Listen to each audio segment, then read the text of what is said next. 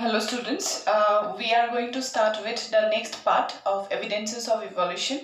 Already we have discussed the earlier physiological and morphological evidence, that was the homologous, analogous organs, vestigial organs and the connecting link. Now after that we will see the next type of evidence which actually proves us the proof or give us the proof that it is a type of evolution by which actually all the type of species come to exist.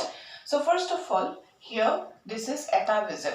So what is atavism means? Atavism means it is a process by which suddenly some organs appears which have reduced in their present organism or present species, but it was functional in the earlier group of organism which are actually the ancestors. Suppose I can give you an example of the mammals. So the mammals, they're coming or arising from the same ancestral line. Now in the mammals, some type of organs have evolved, developed, and after that, due to the changes of the habitat, they start to separate and they start to develop different other type of organs and become modified, right? Now in some of the species, suddenly some type of organs reappear. Okay, suppose you can take one example of a human tail. So you can see the reptiles have the tail. In case of the mammals, lots of mammals have also the tail, right? Like the monkeys, then the other all those monkey type or all those animals, they're going to have the tail. So we are having close resemblance, right? So whenever it comes to human do not have, or human species do not have the tail. But suddenly, as we have very close contact, our gene or genetic sequences are so close, so that's why suddenly some type of characteristic, suppose the appearance of the tail can reappear, it reappears. Okay, that mechanism or that phenomenon is called as atavism. Okay, so roughly this atavism means this. Now let us see the definition. What is the definition? Reappearance of certain ancestral characters. Okay, reappearance of certain ancestral characters. This ancestor does not tell you about your ancestor or your grandfather or great grandfather. It's talking about the evolutionary ancestors like the mammals, right, which had disappeared. Okay, so in the ancestors they were functional, but whenever evolution had taken place in that species, normally in that general in that construct, this animal do not have that organ or reduced. Okay, so suddenly some type of organs can reappear, which is actually the ancestral characters which is now reappeared in that particular animal which is not present in the whole species. Okay, so this is called as atavism. One example, see, moving pinna. So moving pinna is the characteristics of dog, then foxes, lion, tigers.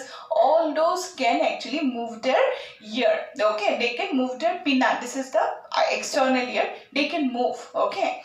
Now in case of human, as our hands are now modified and we become functional, we actually the hand become functional so that we can separate whatever comes to your face or anything.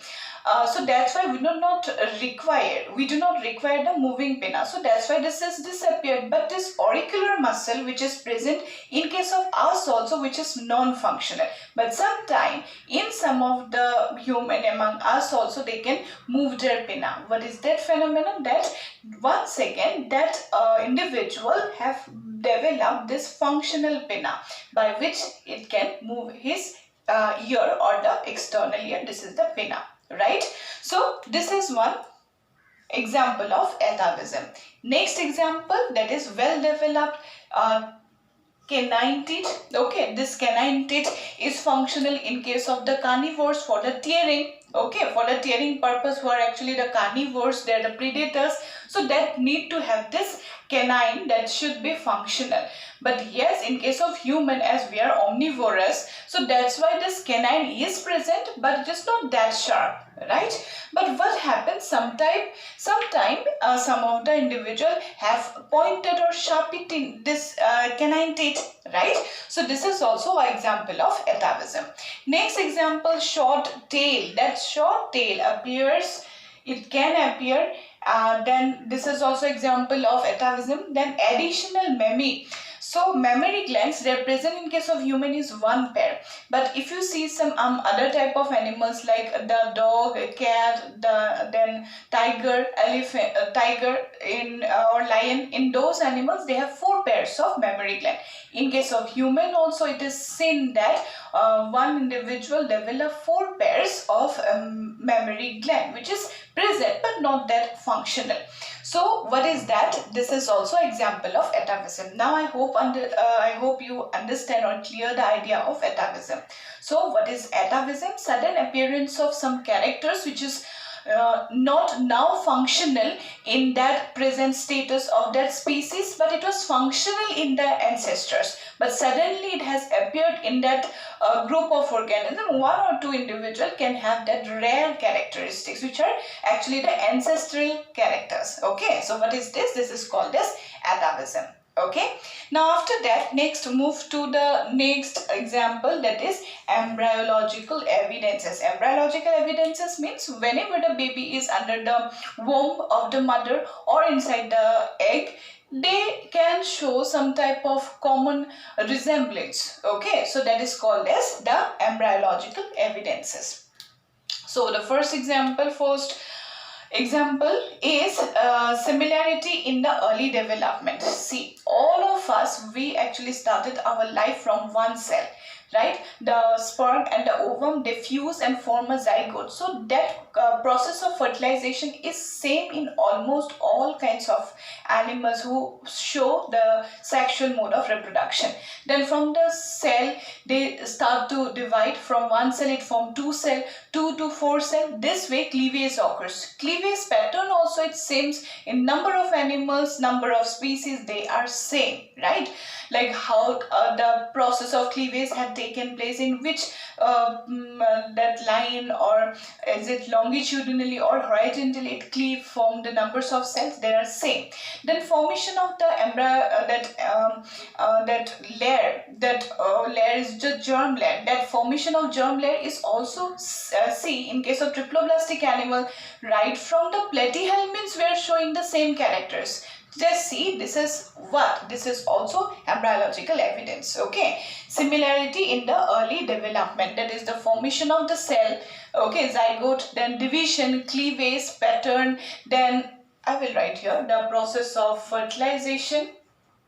Okay, it is same in number of species which show sexual reproduction, almost all kinds of animals. Then the cleavage pattern, okay, pattern of cleavage.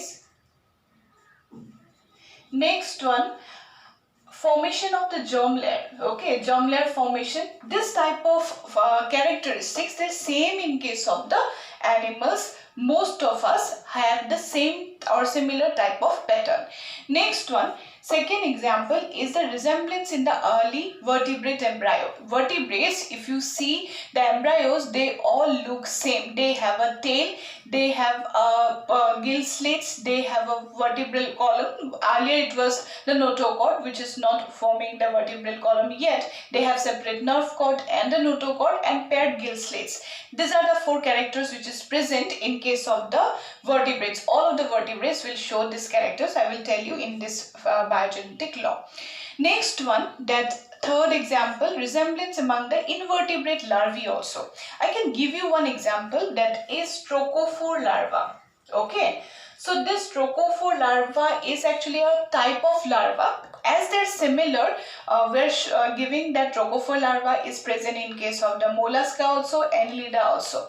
What that trochophore larva is actually, it is present, found also in the annelids, and the molluscans also. Okay, right? So that's why we can see that yes, lots of invertebrates, their larvae, the pattern, the structure, the movement, type of movement, they have the cilia, or how many rows of cilia will be present, how they ingest food, this type of patterns are same. So that's why a common trophophore larva is found in two different phylums completely. Okay, so this is what, this is also evidence, this is found in the invertebrate larvae. Next example, progressive metamorphosis. Now, what is progressive metamorphosis? If you see, what is metamorphosis? All of us we know that one organism, whenever it comes in the early states, they actually morphologically, physiologically, they are different. Whenever they grow, they change their morphology and physiology so that they can be better adapted, better evolved, and become functional. And adult have a complete different structure than that of the larva. If you take the example of the silkworm, whenever it is in the larval stage, they are small caterpillar, just like a worm. But whenever they become adults, they are developing the wings. Okay, so this is a type of metamorphosis. So whenever you see the metamorphosis is of two types. One is progressive, second one is retrogressive. Now, what is progressive and retrogressive metamorphosis?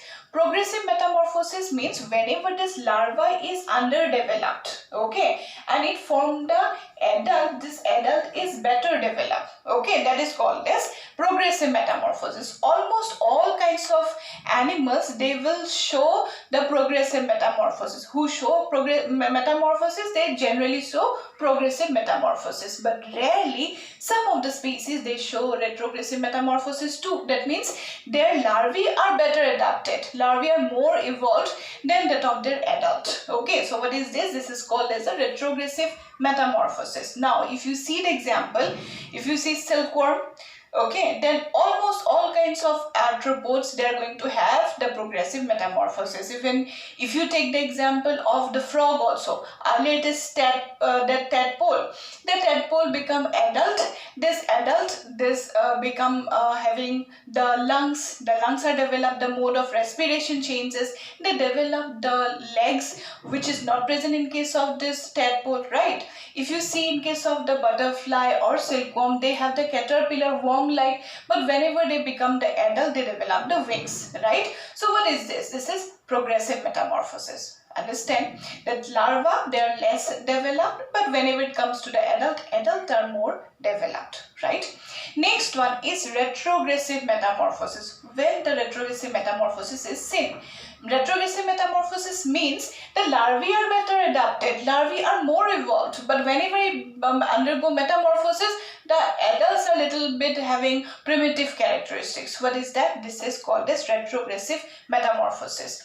Now, retrogressive metamorphosis is found in case of the Herdmania, a species Herdmania, which have a larval stage. Larval stage have the notochord, but whenever it becomes the adult, tail is lost. Along with the tail, the notochord is also lost. This is called as the retrogressive metamorphosis. You already get in the first year Animal Kingdom chapter. You already get it. Understand? And if you don't understand, then you can see the progressive and retrogressive metamorphosis. I will give you the, if you have any doubt, then you can ask me also.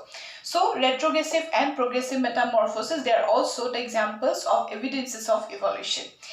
Next one, temporary embryonic structure. Some type of structures, they develop temporarily, like the gill slits. In case of the vertebrates, they develop the gill slits. But whenever it comes to the adult, even the birds, the mammals, they don't have the temporary gill slits. Yeah, they have the temporary gill slits. Whenever it become adult, lungs get developed, right? But just to show that yes, we are coming from the same ancestral line, we have that characters, right? So what is this? This is also one evidence of evolution. Understand? Now after that, let us see the biogenetic law. Biogenetic law, it's theory. That theory is very much important. Okay, ontogeny recapitulate phylogeny. Now what is ontogeny recapitulate phylogeny? Ontogeny means it's embryonic development. Okay, recapitulate development. Okay, recapitulate means repeat. Okay, phylogeny means ancestor or ancestry. tree. Okay, that means whenever we come to the embryonic state, we repeat the ancestral characteristics. That means whenever just the start a cell starts to form, we show that yes, all of the animals develop the zygote, right? Then it formed the germinal layers. Till now, all of the animals, like right from the porifera, all of us, we formed the germ layer. Right. Then after that, whenever the mesoderm form, then we become more like the triploblastic animal. Then after that, whenever we develop the organs, we become more like the having organ system. Then after that, we develop the notochord, we become more like chordates. Whenever we develop the gill slits, we become more and more like the vertebrate line tetrapods. Okay, so this way what happened, whenever the embryonic states are passing by, we look like more towards our recent ancestors. Okay, whenever first cell starts, then it was showing the earliest ancestors. Whenever this embryogenesis process goes on, then we become more and more close like to our ancestors, the recent ancestors. And whenever it comes to the complete development, we look like our species, and whenever it is the last period, then we look like our parents, right? So what is that? This is the phenomenon. This is called as ontogeny, recapitulate phylogeny, right? Now if I can give you an example, already I have shown here that similarity in the early development. What is that? If you see example of the fishes, the fish larvae in this stage, actually it's not the larvae, but whenever the fish is in the fingerling state, it look like this. Okay, they have the gill slits, they have a notochord, and they have a tail. Okay, even the amphibia look same. Okay, they have the eye spot, they have the gill slits, they have the postanal tail and a notochord. Even the reptiles look same. Okay, then the birds look same. Every organism will have the same type of characteristics. Okay, so what is that? See, fish, amphibia, reptile, ape, mammal, all of us, we show some same characters. What are those characters? That is presence of what? Presence of post anal tail. Okay, this is one very important character, presence of post anal tail. Second characteristic, presence of gill slits. Okay, next one, presence of the notochord. Okay, next one, presence of nerve cord. Nerve cord is not the primitive characteristics. Okay, what are the primitive characteristics? Post anal tail, then gill slits, presence of gill slits, notochord, and the nerve cord. Okay, they are the primitive characteristics, right? So what is that? This is called as biogenetic law. I hope you understand the biogenetic law. So this all about the evidences of evolution I have told. I hope you understand. Thank you.